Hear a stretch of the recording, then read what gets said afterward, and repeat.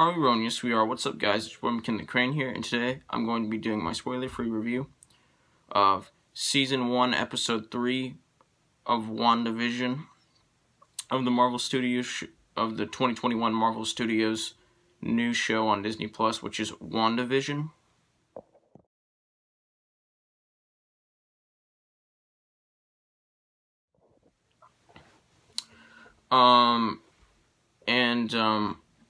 Before I get any further into this review, I'm just gonna say that WandaVision is a MCU sitcom. Yeah, I guess you could call it a sitcom. It's a sitcom, but like the thing is, it's a sitcom like within like, you know, just it's like the sitcom aspect is like unnatural, and like, you know, it's like unnatural, if you know what I mean. Like, you know, it's not like the natural setting kind of setting for like a Marvel show or a Marvel movie, or like, you know, specifically an MCU movie or specifically an MCU show. And this show knows that. This show knows that, like, you know, a sitcom setting isn't like, you know, the normal setting for like anything in the MCU. So like so let me just say that's the mystery. That's the mystery here. The whole mystery of the show is why it's like this. Why they're in like a sitcom setting. Who or what is doing this to the main characters. And why. And how. Anyway, so yeah, they're trapped in a sitcom. Like, the main characters are trapped in a sitcom. And the main characters are Wanda, who's played by Elizabeth Olsen.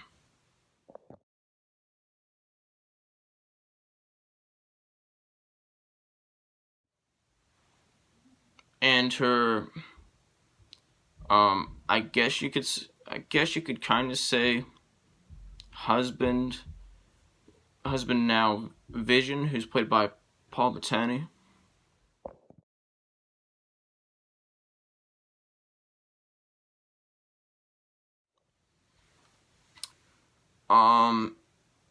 So yeah, basically, if you didn't watch the previous two episodes, these characters are stuck in a sitcom, like a literal sitcom setting. Like, it's a sitcom. This show is, I guess you could say, technically a sitcom. I guess you could say it's not a sitcom because, like, you know, it's like the show's setting is like unnatural, and like this show knows it. Like I said, this show knows that the sitcom setting is unnatural for this type of thing, and that's the whole mystery, like why it's like this. So you could say technically you could say it's not a sitcom, but technically it is.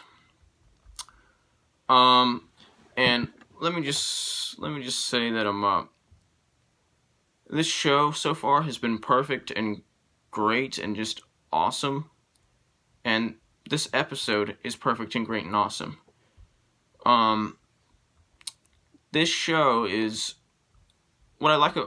One of the best things about this show is it tries to be its own thing, like you know, it's like its own thing, like, you know what I'm saying? Like, it's different from, like, you know, the rest of the MCU stuff, the rest of the Marvel stuff, but, like, you know, it does so in like a great way that benefits this show and benefits this show's plot and story. And you know, it also like, you know, doesn't go like too far. Like, it knows that it's a Marvel show. It knows that it's an MCU show. So of course, like, you know, there are like, you know, there is a lot of like Marvel stuff in here, like, you know, references to, like, you know, past events in the MCU. And like, of course, Wanda and Vision like use their powers in here. Like, they know that they're this show knows that these are Marvel characters. So like, it doesn't go like too far, if you know what I mean, like too far off from like, its original, like, it's original, like, just, the the normal MCU, like, kind of like formula, if you know what I mean. And it's perfect. It's a perfect show, and this is a perfect episode. In this episode, they are stuck in a late 70s setting. Like, they're still stuck in a sitcom, right? But it's like a late 70s sitcom, like, in the past two episodes, they were stuck in, like, a late 50s, like 1958 sitcom, maybe like early 60s sitcom, like, black and white sitcom. I think it was like I think it was just specifically the late 1950s. But like, in this one, they're in like a a late 70s, early 80s setting. You know what I'm saying? You can tell by the clothes. I think it's supposed to be late 70s, so they're in a late 70s setting. You can tell by the clothes and like, just how the setting, just how like, how everything is festooned and everything. Well, I wouldn't say festooned because it's... Wait, can I use the word festoon for this? Yeah, everything is, I guess you could say, festooned to look 70s and stuff like that. So basically that's how you can tell it's like set in the late 70s, the late 1970s. And in this one, Wanda is pregnant. Actually, in the last episode, she was pregnant too. Like, in the second episode at the end, she discovered that she was like pregnant. Yeah, so pregnant. So she's pregnant in this episode, and that's like a big part of the story is that she's pregnant, and Wanda and Vision are preparing for that.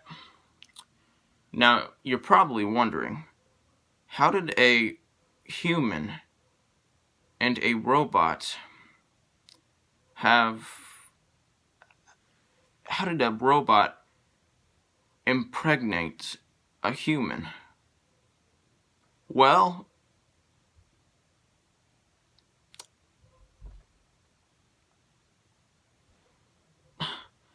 I mean, that's supposed to be illogical. I mean, of course humans and robots can't really, you know,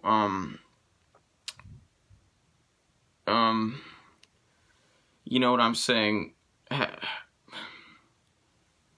have intercourse and, have like a child together.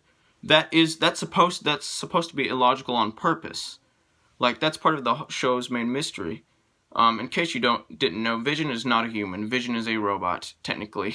If you haven't seen like the past, like, Avengers movies, like past MCU movies, specifically Avengers: Age of Ultron, Vision is not technically a human. He's like a robot, but like, kind of like a cyborg-esque robot, but he's technically not a human because he doesn't have a human brain, and he's like, I forgot what the specific robot name for him is, but like, like what, I forgot the name that like was specifically like for his type of robot or whatever, but I know that like, he's like a robot, like a robot kind of thing. He's a robot.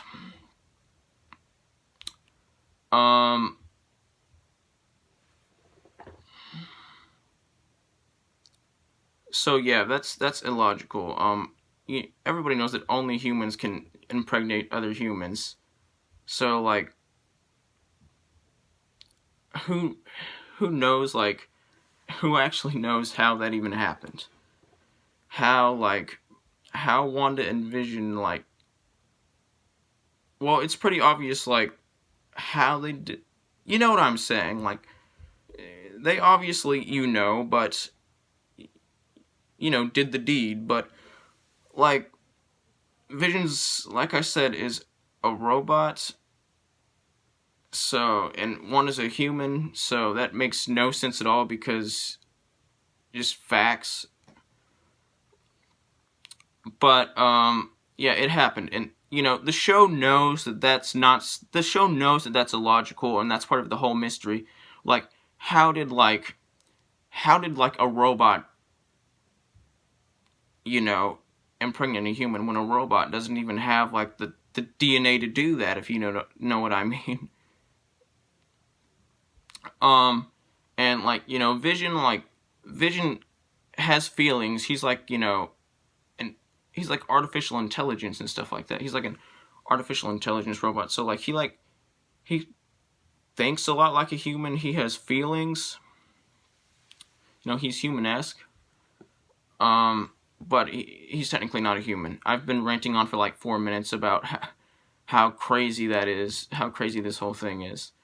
But it's supposed to be like crazy and illogical. Like this show, the whole point of that is like this show did that on purpose. Like they were trying to make you go, what? But how is that possible? Vision's a robot. Yeah, the show did that on purpose. That's part of the whole mystery. The show also made it where like Wanda like gets like super pregnant within like hours. Like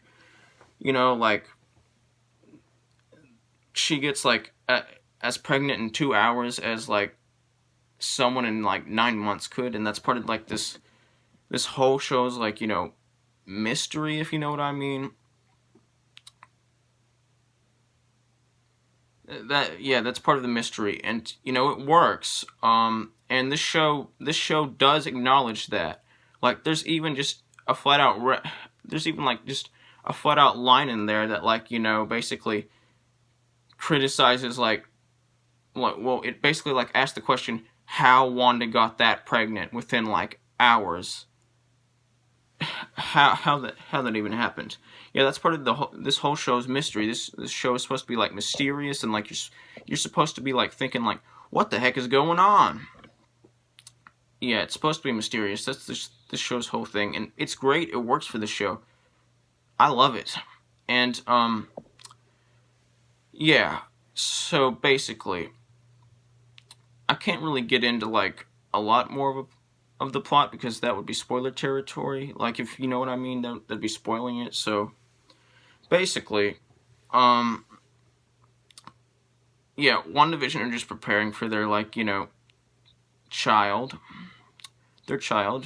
and basically, yeah, they're just preparing for like their child. They're setting everything up, and it's really fun to watch. This episode doesn't really have a lot of action in it. Like maybe there are like a few scenes that might count as action scenes. Like I said, this show breaks the normal MCU formula. Like I already acknowledged that like 4 billion times, but I gotta repeat it because it's like something that everybody should really, every like viewer should really know before they watch this show. So, and it's hilarious. This show is hilarious. Like I said, it's a sitcom, and so it has a lot of humor. And the humor in this episode and the humor in this show are fantastic. This show, this show and this episode are like is mostly lighthearted, but like there are times in like each episode, especially this episode, where like it gets like dark and like just mysterious and intense and eerie, but like in a great kind of way that benefits the story, that like kind of like makes you wonder like wait a minute, what's going on? Do these characters realize what's going on? Do these characters, like, are these characters confused? Like, do these characters realize that something isn't right? Or, like, what are these characters going to do? What's that? Who's that? You know, it's that kind of thing, and those moments work. They work very well. The character chemistry in this episode is perfect and great. Like, everything in this episode is perfect. Everything in this episode is just perfect. It's spectacular. It's fantastic. It's terrific. Especially the chemistry between Wanda and Vision. Like, their character chemistry is the best in this whole show. Undoubtedly the best example of character chemistry in this whole show, in this whole episode. And their character chemistry is one of the things that, like, you know, holds this show, like, makes this show so perfect, so great. The special effects in this episode are perfect. I love the whole late 70s, early 80s. I think it's supposed to specifically be in the late 70s, you know, like, vibe and setting. I love that, and I think it works.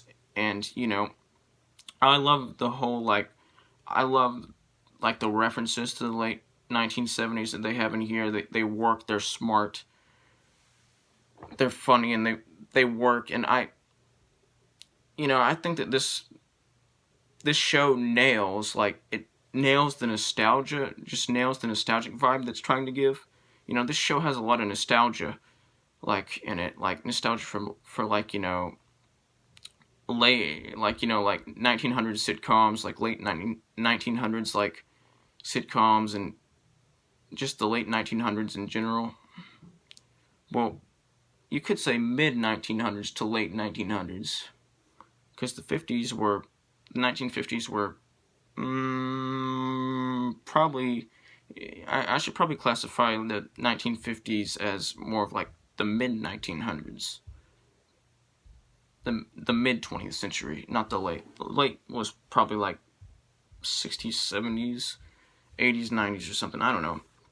Like, it makes me feel nostalgic, and I was not even alive in the 20th century. I was born in 2003. Yeah, but I feel nostalgic. Yeah, and I'm familiar with like 50s and 60s and 70s and 80s culture and stuff like that, and sitcoms, because, you know, I've watched my fair share of, like, you know, late 1900s sitcoms, like Happy Days and the Andy Griffith Show and Laverne and Shirley, and you know what I'm saying, and a couple others, and I enjoy, well, I should say many others, because I've seen a lot of those. I enjoy a lot of, like, you know, I enjoy a lot of, you know, 1900 sitcoms, so I was familiar with the culture, so that was probably why, like, you know, I was feeling a little bit nostalgic. Even though, like, you know, I wasn't even alive when when, like, you know, in the 70s or the 90s or like the 80s. But, like, you know, I was feeling like super nostalgic, and it was just great. It's just a great feeling. And, you know, even people who, like, you know, weren't born in in that specific time period, and haven't seen, like, you know, the sitcoms from then, like, will feel nostalgic. This show is just very nostalgic, and the nostalgia works. And just everything in this episode works. And, you know, we get some, like, other characters in here, like, new, like, side characters in here that probably won't last very long. Like, they're probably just made to appear in this episode and maybe the next.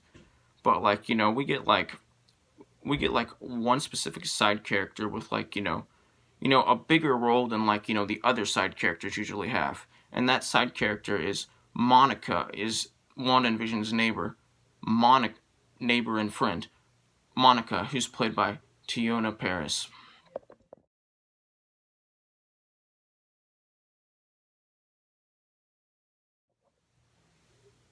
and she kind of has like a big role in this episode, especially towards the middle of this episode and the end of this episode, and it's great. You know, she's a likable character, and she's a very mysterious character. And she nails her performance. She's a very likable character. We know that she knows something that, you know, the other side characters don't. And, you know, we want to know what it is.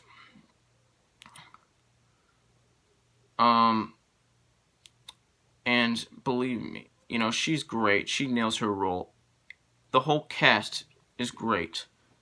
The best performances would go to the two main characters, Wanda, played by Elizabeth Olsen, and Vision, played by Paul Bettany.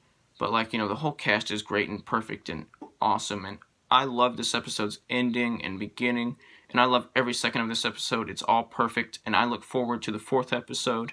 And this episode, in my opinion, was the best episode so far.